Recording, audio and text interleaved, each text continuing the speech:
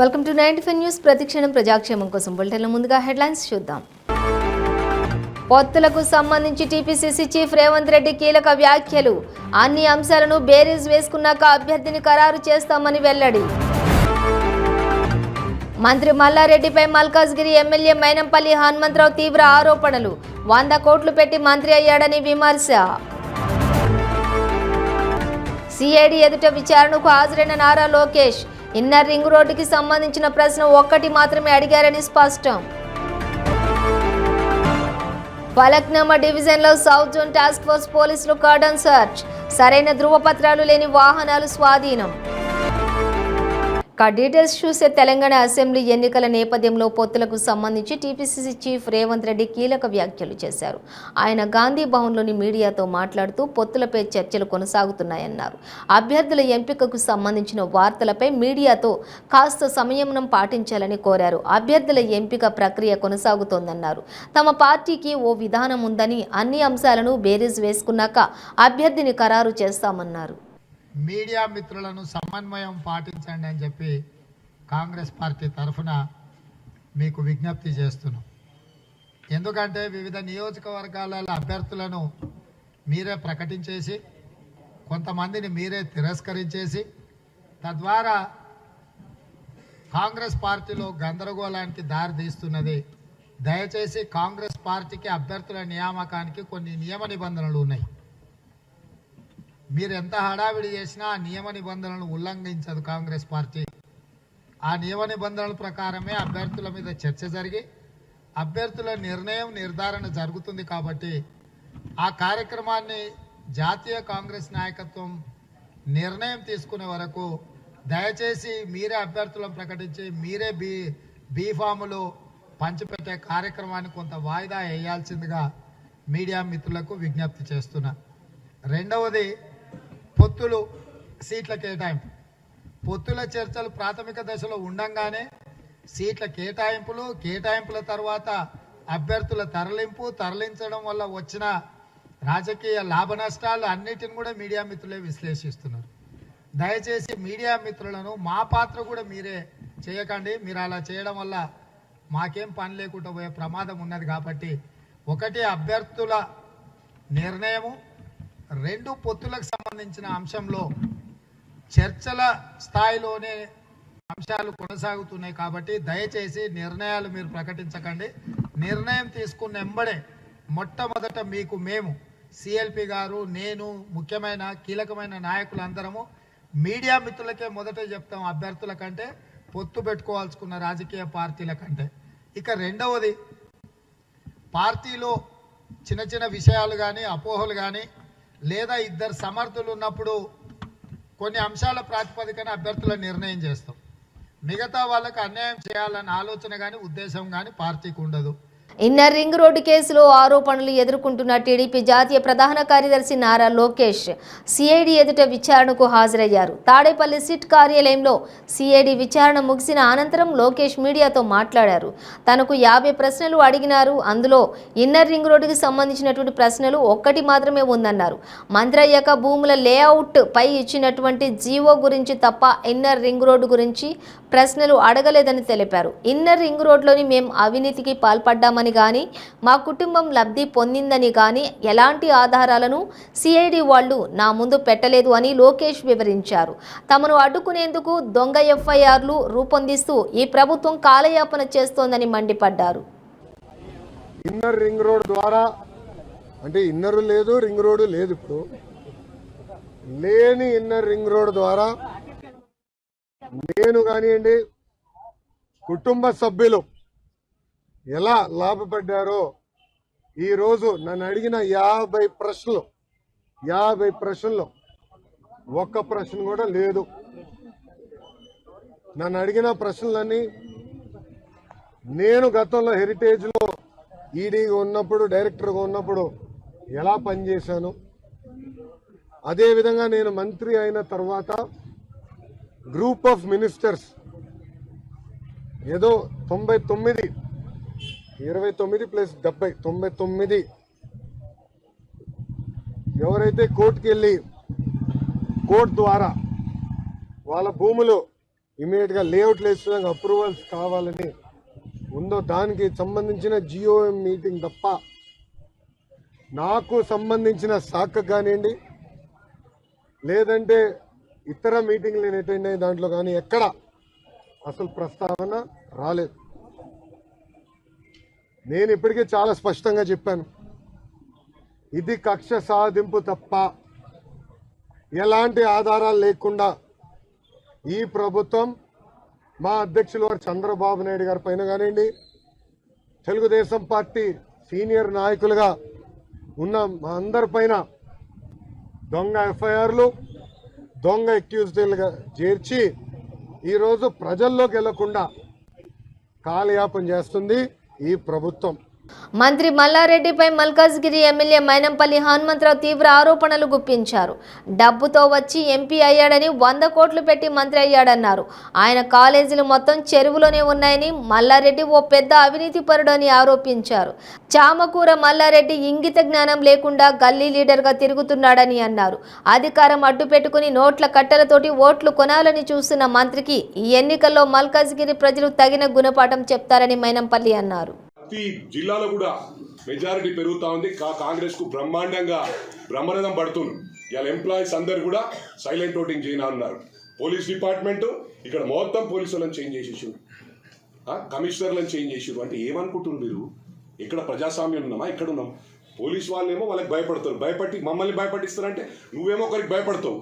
నువ్వు భయపడటానికి మేము ఎట్లా భయపడతామండి? మిగతా డిపార్ట్మెంట్ వాళ్ళు చెప్తున్నారు వీళ్ళ అరాచకం ఎక్కువ అయిపోయింది. పోలీస్ వాళ్ళే చెప్తున్నారు ఈసారి మేము ఒవ్వరం కూడా బీఆర్ఎస్కు ఓటేసే పరిస్థితి లేదు. స్టూడెంట్స్ ఎవరు, ఎన్నిసార్లు లీక్ అయిన పేపర్ లీక్ తెలియదు, చూడలేదా మనం? ఇవన్నీ మాట్లాడుకుంటూ పోతే ఇలా పథకాలని చీటింగ్. ఇప్పుడు 4.5 లక్షలు ఓన్లీ గ్రేటర్ హైదరాబాద్లో అప్లై చేశారండి. 4.5 అప్లై చేస్తే 1000 ఇండ్లు ఇచ్చిండ్రు ఒక కాన్స్టిట్యున్సీకి. అందులో కూడా మా బిల్డింగ్లు ఉన్న వాళ్ళకు, డూప్లెక్స్ ఉన్న వాళ్ళకు ఇండ్లు ఇచ్చిండ్రు. అంటే ఎంత ఇచ్చిండ్రు? దాదాపు 24,000 ఇండ్లు ఇచ్చిండ్రు.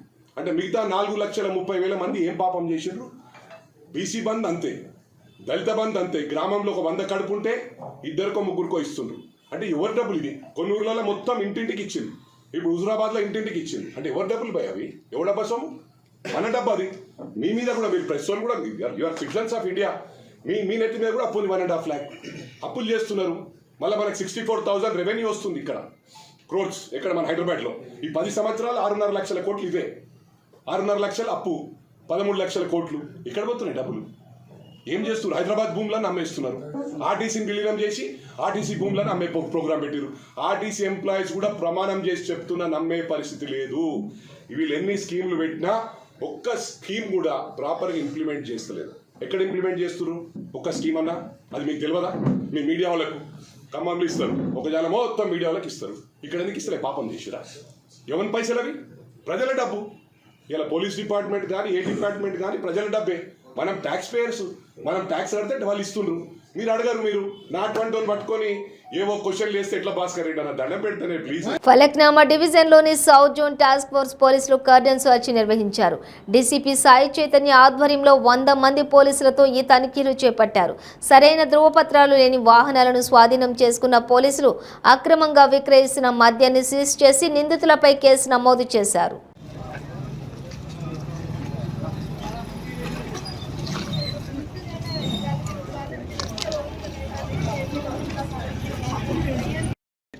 అదే 2923 నెల రోజులు కూడా అయింది అవలేదు అయినా కూడా మాకు బట్ డిఎల్ లేదంట. ఇప్పుడు దాంట్లో డిఎల్ లేదు.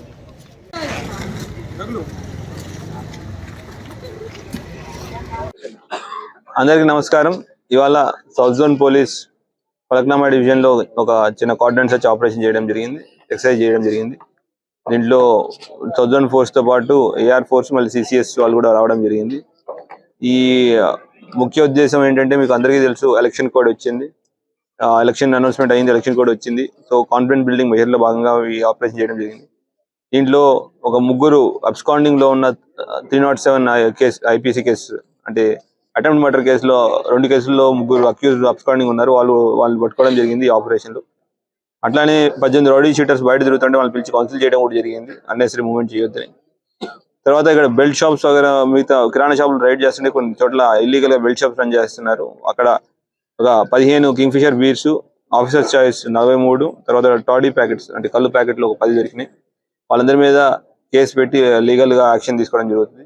అట్లానే వెహికల్ చెకింగ్ చేస్తున్నప్పుడు మీకు వెనకాల కనబడతా ఉన్నాయి, సుమారుగా 40 వెహికల్స్ 2 వీలర్స్ దొరికినాయి. వాటి దగ్గర డాక్యుమెంటేషన్ లేకపోవడం, లేదంటే నెంబర్ ప్లేట్ చక్కగా లేకపోవడం వల్ల వాటిని పట్టుకోవడం జరిగింది. అట్లనే ఆటోలు 4 ఆటోలు కూడా వితౌట్ డాక్యుమెంటేషన్స్ ఉంటే వాటిని పట్టుకోవడం జరిగింది. మీడియా మిత్రుల ద్వారా అందరికీ విజ్ఞప్తి, మీ ఏరియాలో ఎటువంటి యాంటీ సోషల్ ఎలిమెంట్ కానివ్వండి, ఏదైనా ఇల్లీగల్ యాక్టివిటీస్ జరుగుతున్నట్టు కానీ ఇన్ఫర్మేషన్ వస్తే ఇమీడియట్గా మాకు ఇన్ఫర్మేషన్ ఇవ్వండి, వాళ్ళ మీద లీగల్ యాక్షన్ తీసుకుంటాం. అట్లానే అందరికీ మీడియా ద్వారా అప్పీల్ చేస్తున్నాం. ఇప్పుడు మీకు అందరికీ తెలుసు, ఎలక్షన్ కోడ్ వచ్చింది, ఎలక్షన్ ప్రాసెస్ మొదలవుతుంది. అండ్ అందరూ వచ్చి వారి యొక్క అమూల్యమైన ఓటు హక్కును వినియోగించాల్సిందిగా కోరుకుంటున్నాం. Thank you. జై హింద్. కొత్తగూడెం ప్రభుత్వ ఆసుపత్రిలో దారుణం జరిగింది. వైద్యుల నిర్లక్ష్యంతో తీట్ల బాబురావు అనే వ్యక్తి మృతి చెందాడు. ఆరోపిస్తూ కుటుంబ సభ్యులు ఆందోళనకు దిగారు. చికిత్స కోసం ఆసుపత్రికి తీసుకొచ్చిన రోగికి ఎలాంటి వైద్య చికిత్సలు అందజేయకపోవడంతోనే ప్రాణాలు కోల్పోయాడని ఆరోపించారు. పరిస్థితి బాగోలేదని చెప్పినా కూడా ఆసుపత్రి సిబ్బంది పట్టించుకోలేదని బంధువులు ఆవేదన వ్యక్తం చేశారు.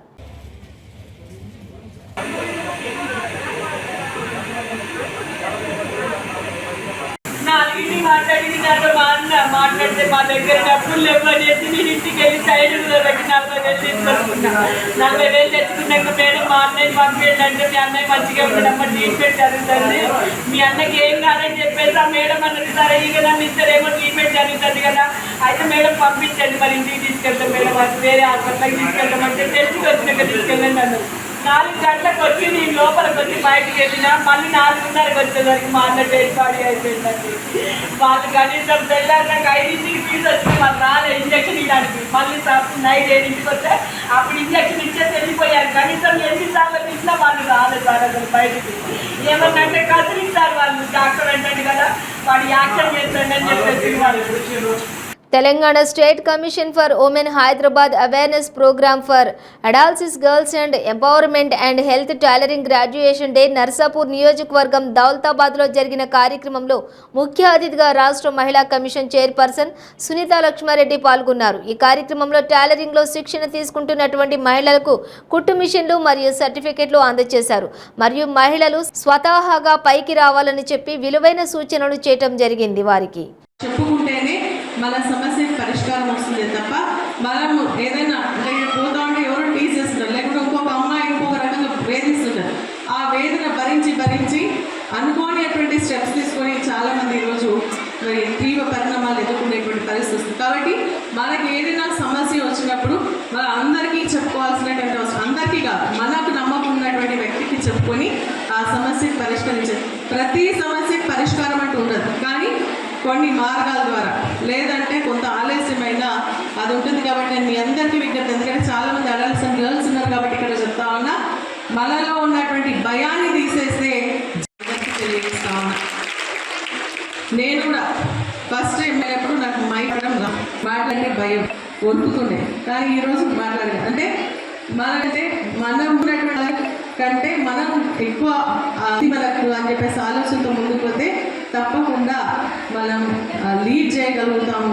లేదంటే మన ముందున్నటువంటి వాళ్ళకి అన్నీ తెలుసు, నాకేం తెలియదు అనుకుంటే నిజం కూడా ఏం తెలియదు.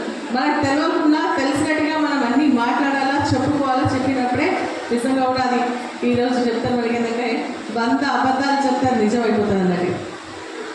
సో ఆ విధంగా మనకి ఏంటంటే మనకు అన్నీ తెలుసు అన్న ఆలోచనతో మనం ముందుకు వెళ్ళాలి. మనకి ఏమి తెలియదంటే మనం అక్కడనే ఉండిపోతాం. కాబట్టి ఆ విధంగా భయపడకుండా నిర్భయంగా ముందుకెళ్ళాలి. మరి అదేవిధంగా ఫస్ట్ మన రామచంద్ర గారు చెప్పినట్టు అవన్నీ ఆలోచనలు ఎక్కడ ఉంటే మన బ్రెయిన్ ఉంటుంది. మన బ్రెయిన్ బాగా పనిచేయాలి, అవునా కదా? మన బ్రెయిన్ పనిచేయాలంటే దానికి సరైనటువంటి ఆహారం ఇవ్వాలి అవుతా, దానికి మెడిటేషన్ చేసుకోవాల్సినటువంటి అవసరం ఉంది, పౌష్టికాహారం తీసుకోవాల్సినటువంటి అవసరం ఉంది. తీసుకుంటేనే మంచి ఆలోచనలు వస్తుంది. సికింద్రాబాద్ పార్సిగుట్ట బీఆర్ఎస్ సీనియర్ నాయకులు సోమసుందరం జన్మదిన వేడుకలు ఆయన నివాస స్థలంలోని ఘనంగా నిర్వహించారు. ఈ కార్యక్రమానికి హాజరైన ముషీరాబాద్ ఎమ్మెల్యే ముఠా గోపాల్ శాలువా పూలమాలలతోటి సత్కరించి అనంతరం కేక్ కట్ చేయించి జన్మదిన శుభాకాంక్షలు తెలిపారు.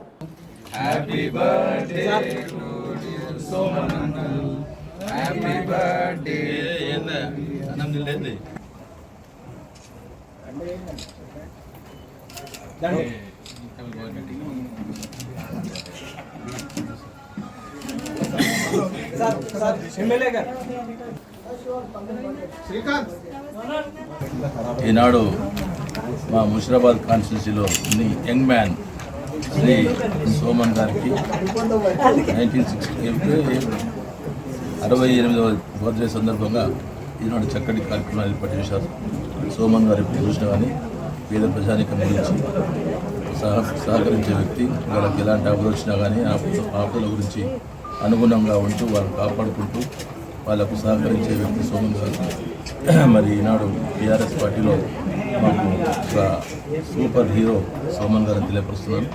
ఎప్పుడు చూసినా కానీ పార్టీ గురించి పాటుపడుతూ మరి అక్కడ ఏ సమస్య కాన్షియస్ ఉన్నా కానీ ఆ సమస్యల పరిష్కారం చేస్తూ అన్ని రంగాల్లో ముందుకెళ్తున్నారు. ఈనాడు పేదలకు ఎంతో మేలు చేస్తున్నారు. ఎవరు సపోజ్ ఏమైనా అనారోగ్యం గురైనా కానీ, ఎవరు స్కూళ్ళకు అవసరం ఉన్నా కానీ, ఎవరికి ఏమైనా సపోజ్ ఎలాంటి క్యాష్ అవసరం ఉన్నా కానీ నేనున్నాను మీ వెంట ముందుకు వచ్చి వారు సహకరించే వ్యక్తి సోమన్ గారు. కాబట్టి ఇలాంటి వ్యక్తి ప్రజలకు చాలా అవసరము. మేము మా కాన్స్టిట్యున్సీలో సోమన్ గారు ఉన్నందుకు గర్వపడుతున్నాము.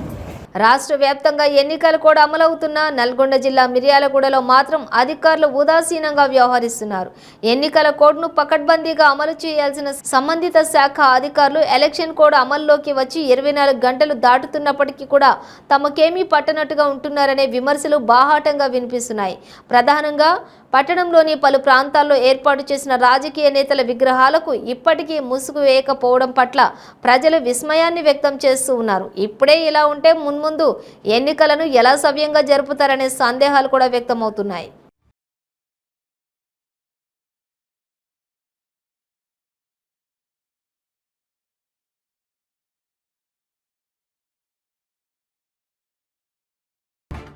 చంద్రబాబుపై పెట్టిన కేసులు ఎత్తివేయాలని కోరుతూ పశ్చిమ గోదావరి జిల్లా నర్సాపురం సరిపల్లి కాలనీ ప్రజలు టీడీపీ నియోజకవర్గం ఇన్ఛార్జి పొత్తూరి రామరాజు, ఎన్ఆర్ఐ కొవ్వలి యతిరాజ రామ్మోహన్ నాయుడు ఆధ్వర్యంలోని అమ్మవారి పటాలతో ఊరేగింపు నిర్వహించారు.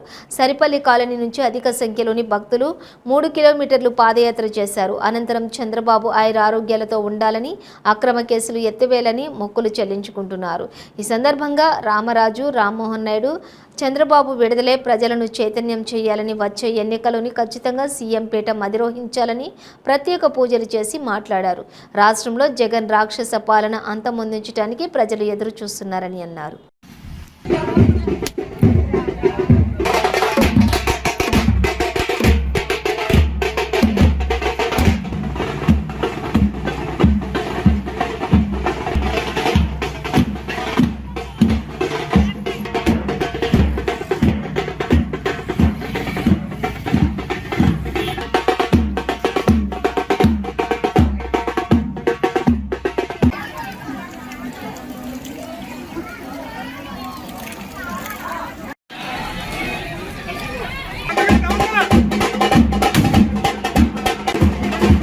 చంద్రబాబు నాయుడు గారి అక్రమ అరెస్ట్ని ఖండిస్తూ ఈ రోజున నర్సాపురం నియోజకవర్గంలో సరిపిల్లి గ్రామానికి సంబంధించినటువంటి ప్రజలు సుమారుగా ఒక హ్యాబిటేషన్లో 4 వార్డులకు సంబంధించిన ప్రజలు స్వచ్ఛందంగా వచ్చి కనకదుర్గమ్మ వారికి చంద్రబాబు నాయుడు గారికి వెంటనే బెయిల్ రావాలి, ఈ తప్పుడు కేసులు రద్దు చేయాలి, సుప్రీంకోర్టులో స్క్వాష్ పిటిషన్ కొట్టేయాలని చెప్పని వాళ్ళందరూ కూడా ముక్త కంఠంతో నడిచి వచ్చి అమ్మవారికి దర్శించుకోవడం జరిగింది. మేమందరం కూడా చంద్రబాబు నాయుడు గారికి వెంటనే బెయిల్ రావాలని చెప్పని ఆయన ఆరోగ్యంగా మళ్ళీ ప్రజల్లో తిరిగి మళ్ళీ ప్రజలను చైతన్యం చేసి మళ్ళీ ముఖ్యమంత్రి పీఠం అధిరోహించాలని చెప్పని ఈ రాక్షస పాలన, ఈ దుర్మార్గమైన పరిపాలన, ఈ కక్షపూరితమైన పరిపాలన పోవాలని చెప్పని అమ్మవారిని మేము కోరుకుంటూ ఈ రోజున అమ్మవారికి వెంటనే మా యొక్క నివేదన వెంటనే చంద్రబాబు నాయుడు గారికి బెయిల్ రావాలని చెప్పని ఆయన తప్పుడు కేసులు కొట్టేయాలని చెప్పని కోరుకుంటూ అమ్మవారిని అందరూ కూడా కోరుకోవడం జరిగింది. తెలుగుదేశం పార్టీ అధ్యక్షులు మాజీ ముఖ్యమంత్రి చంద్రబాబు నాయుడు గారి అక్రమ అరెస్టుల నిరసనగా మన సరిపల్లి గ్రామంలోని 4 వార్డుల ప్రజలు స్వచ్ఛందంగా ఈవేళ ఈ కార్యక్రమం చేపట్టడం జరిగింది. వీరభవాని అమ్మవారికి తమ నివేదనని వ్యక్తపరిచి చంద్రబాబు నాయుడు గారి మీద అక్రమ కేసులు అన్నీ కూడా కొట్టివేయాలని, కడిగిన ముచ్చిన చంద్రబాబు నాయుడు గారు ఈవేళ సుప్రీంకోర్టులో పిటిషన్ పాస్ చేసి బయటకు వస్తారని ఆశిస్తూ భగవంతుని ఆశీస్సులు, ఈ అమ్మవారి ఆశీస్సులు అన్నీ కూడా తెలుగు ప్రజల మీద, తెలుగుదేశం పార్టీ మీద ఉండి రాష్ట్రాన్ని మరింత అభివృద్ధి పథంలో నడిపించేందుకు, తెలుగుదేశం పార్టీకి మరింత ఉత్సాహపరిచేందుకు చంద్రబాబు నాయుడు గారి అవసరం ఎంతైనా ఉంది.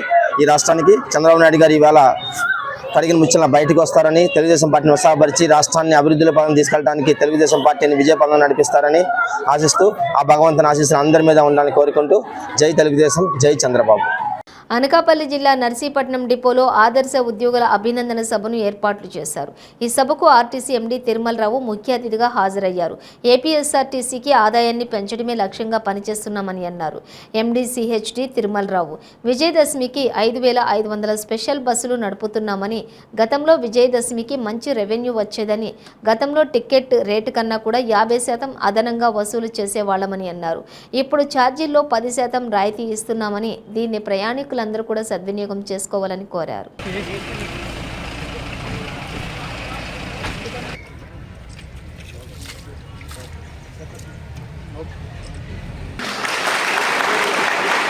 సంబంధించి అనేకటువంటి ప్రత్యేకమైన సంక్షేమ కార్యక్రమాలు చేపట్టాము. ఈ మధ్యకాలంలో మేము చెప్పుకోదగినటువంటి 2 ఇంపార్టెంట్ విషయాలు ఏమిటంటే, మా సిబ్బందికి మా పిఎఫ్ బకాయిలు కేంద్ర ప్రభుత్వానికి సమయానికి కట్టేయబట్టి కేంద్ర ప్రభుత్వం నుంచి వచ్చేటువంటి పెన్షన్లో మా వాళ్ళందరూ కూడా హయ్యర్ పెన్షన్ ఆప్షన్ ఇచ్చారు. అది పక్క రాష్ట్రంలో ఉన్న Telangana state road transport corporation అయితేనేమి, అదేవిధంగా మన రాష్ట్రంలో ఉన్నటువంటి మిగతా కేంద్ర ప్రభుత్వ సంస్థలు కొన్ని బిహెచ్పి వీళ్ళకు కూడా రానటువంటి స్టీల్ ప్లాంట్ కూడా ఇంతమందికి ఇవ్వలేదు. మాకు ఇప్పటికే మా సంస్థలో ఉన్నటువంటి ఉద్యోగస్తులు కొంతమంది 8,500 మందికి సుమారుగా హైయర్ పెన్షన్ ఆప్షన్ ఫామ్స్ వచ్చినాయి. వాళ్ళు కూడా ప్రతి నెల వాళ్ళ గడువు ప్రకారం కట్టేసినట్లయితే వీళ్ళకి హయ్యర్ పెన్షన్ అంటే ఇంతకుముందు సుమారు 3,000, 4,000 ఉన్న వాళ్ళకు కూడాను 25,000 చొప్పున పెన్షన్ వచ్చేటువంటి అవకాశం ఉంది. అదేవిధంగా 5-6,000 ఉన్న వాళ్ళకి 30,000, 40,000, 50,000 వచ్చే అవకాశం ఉంది. ఇది ఒకటైతే, రెండవది ఈ మధ్య కాలంలో మేము ఒక 15 రోజుల క్రితం మన రవాణా శాఖ మంత్రులు విశ్వరూప్ గారి సమక్షంలో ఎస్బీఐతో శాలరీ ఒప్పందం చేసుకుంటూ శాలరీ సంబంధించి బీమా ఒప్పందం చేసుకున్నాం. ఇంతకుముందు 40 లక్షలుగా ఉన్నటువంటి బీమా అంటే ప్రమాద బీమా, యాక్సిడెంటల్ ఇన్సూరెన్స్ 85 లక్షలకు పెరిగింది. అది కాకుండా మాకు రూపే కార్డు వాడినట్లయితే ఇంకొక 20 లక్షలు అదనంగా వచ్చింది. మొత్తం మీద 110 లక్షలు అంటే 1,10,00,000 ప్రమాదంలో పొరపాటున దురదృష్టవశాత్తు ఎవరైనా ఎంప్లాయీ చనిపోయినట్లయితే వాళ్ళు రూపే కార్డు కూడా వాడుతున్నట్లయితే 1,10,00,000 లేకపోతే 85 లక్షలు వారికి ప్రమాద బీమా అందే అవకాశం. ఈ విధంగా అనేకటువంటి చర్యలు చేపడుతూ ఉన్నాం. అదేవిధంగా విలీనం తర్వాత సిబ్బందికి సంబంధించినటువంటి విషయాలన్నీ కూడా, అంశాలన్నీ కూడా ప్రభుత్వం దాదాపు అన్నీ కూడాను రిజాల్వ్ చేసేసింది. రాష్ట్ర ఇండస్ట్రియల్ డెవలప్మెంట్ కార్పొరేషన్ చైర్మన్ బండి పుణ్యశీల మీడియాతో మాట్లాడారు. జేఎన్ఎన్ఆర్ఎంఎస్ హౌసెస్ ఇప్పిస్తామని పేదల వద్ద లక్షలు గుంజినటువంటి హబీబ్ బృందాన్ని పోలీసులు రిమాండ్కు తరలించారని తెలిపారు. హబీబ్ వాగ్మూలంలో టీడీపీ మాజీ ఫ్లోర్ లీడర్ హనుమంతరావు ప్రధాన సూత్రధారని చెప్పాడని, తాను అవినీతి చేశానని హనుమంతరావు బురద జల్లే ప్రయత్నం చేస్తున్నాడని ఆగ్రహం వ్యక్తం చేశారు. నిజం లేని 4 మాటలు పేపర్లో రాసుకుని వాగుతున్నాడని అన్నారు. ఏదున్నా కూడా నా పార్టీలో ఉన్న, నా డివిజన్లో ఉన్న ప్రజలందరూ నాతో ఎంతో ఒక కుటుంబ సభ్యురాల్లాగా నాతో ఉంటారు. అందరూ కూడా నిందలేసినంత మాత్రాన నిజమైపోదు. నేను అదే చెప్తున్నా కదా, హనుమంతరావు ఇంటి ముందుకి నేను మీడియా మిత్రులతో వస్తా, నిరూపించాల. ఇదిగోండి, అతనికి ఆ వాచ్మెన్ అనే ఆమెకి మేము మట్టి ఖర్చులు ఇచ్చినప్పుడు ఏపీఐడిసికి ఆమె రాసిచ్చినటువంటి పత్రం ఎవరో పద్ధతి ఉంటుందా అండి? ఆ అమ్మాయి ఏమన్నా పర్మనెంట్ జాబా వాళ్ళ భర్త గారికి? వేరే వాళ్ళు పార్టీ నీ పార్టీలోనే ఇంకోళ్ళకి ఇస్తామని చెబితే వాళ్ళ వెనకాల గోతులు తీస్తూ జనసేనతో మింగిల్డ్ అయ్యి డబ్బులు తీసుకున్న మొహన్ నీ బ్రతుకేంటో 34వ డివిజన్లోనూ 35వ డివిజన్లో నువ్వు ఉండేది 35వ డివిజన్లో సొంత ఇల్లు కట్టుకుని 34వ డివిజన్లోకి వచ్చి నా డివిజన్ అంటూ నువ్వు ఇది చేస్తావు, పెత్తనాలు చేస్తూ ఉంటావు. ఆనాడు పెత్తనాలు చేస్తూ ఉంటే మేయర్ దగ్గర నీకు వార్నింగ్ కూడా ఇప్పించాను. నీకు గుర్తుందో నేను మేయర్ దగ్గరికి ఏనాడు వెళ్ళదా? ఇదేంటి టిట్కో ఇల్లు అనౌన్స్ చేసినప్పుడు మీ చంద్రబాబు నాయుడు గారు కేవలం అధికార పార్టీ కార్పొరేటర్లకే ఇవ్వండి అని హుకుం జారీ చేస్తే మా డివిజన్లో మనుషులు కాదా? మా డివిజన్లో మా కనీసం ప్రతిపక్షానికి సపోర్ట్ చేయండి, కొంతమందికైనా న్యాయం చేయండి అని మా 15 మంది కార్పొరేటర్లు కలిసి మేయర్ ఛాంబర్లోకి వెళ్తే ఇది మా అధిష్టానం నిర్ణయం, ప్రతిపక్షానికి ఒక్క ఇల్లు కూడా ఇవ్వద్దని చెప్పారు అని చెప్పని ఆనాటి మేయర్ కోనేరు శ్రీధర్ గారి ఛాంబర్లో చెప్పారు. ఏంటి, నేను ఆయన ఛాంబర్లోకి వెళ్ళి ఆయన కాళ్ళు పట్టుకున్నాను. మీకు దమ్ముందా నిరూపించడానికి? దమ్ముందా? మీడియా మిత్రులతో సహా వస్తా నేను. ఎక్కడికి రమ్మంటే అక్కడికి వస్తా. పిచ్చి పిచ్చి కూతలు కూసావంటే అందుకు తగ్గ మూల్యం చెల్లించుకుంటావు. జాగ్రత్త. ముందు నిన్ను ఏవన్గా చేశారు, నిన్ను ఏవన్గా ఇన్వాల్వ్ చేశారు. నీ మొహానికి నువ్వు అవినీతి పరుడివి కాదు అని నువ్వు గనక అనుకుంటే నీ మీద ఎంక్వైరీ కూడా వేఎంసీలో చేస్తున్నారు.